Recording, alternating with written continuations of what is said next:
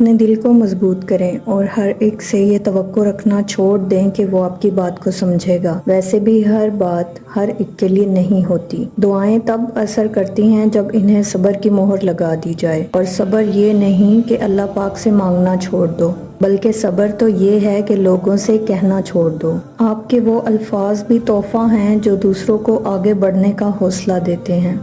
بہت عظیم ہیں وہ میاں بیوی جو ایک دوسرے کے عیب چھپاتے ہیں اور کسی کے سامنے اپنے شریک سفر کی برائی نہیں کرتے۔ میاں بیوی کا رشتہ 3 باتوں کی وجہ سے مضبوط ہوتا ہے۔ پہلی بات اعتبار، دوسری بات محبت، تیسری اور سب سے اہم بات احساس۔ اگر تینوں میں سے ایک بات بھی آپ کے رشتے میں نہیں ہے تو یقین جانیے آپ کا رشتہ بالکل کھوکھلا ہے۔ تہجد کی دعائیں جب نصیب کے روبرو آ کر کھڑی ہو جاتی ہیں تب کچھ بھی ناممکن نہیں رہتا، تب 4 سو کن کی صدائیں گونجتی ہیں۔ تہجد کا خاموش سجدہ اور زار زار بہتے ہوئے آنسو اللہ کبھی ضائع نہیں کرتا۔ پرہیز کر، پھر اپنی روح کی طاقت دیکھ۔ خوشی اور خوش قسمتی 2 الگ چیزیں ہیں۔ آپ کسی کی وقتی خوشی تو چھین سکتے ہیں لیکن اس کی خوش قسمتی نہیں۔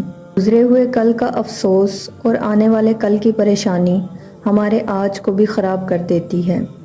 زندگی چھوٹی نہیں ہوتی، ہم جینا ہی دیر سے شروع کرتے ہیں۔ جب تک راستے سمجھ آتے ہیں تب تک لوٹنے کا وقت ختم ہو چکا ہوتا ہے۔ اپنا جائزہ لیں، کیا مجھ میں صرف نمائشی نیکیوں کا شوق تو نہیں؟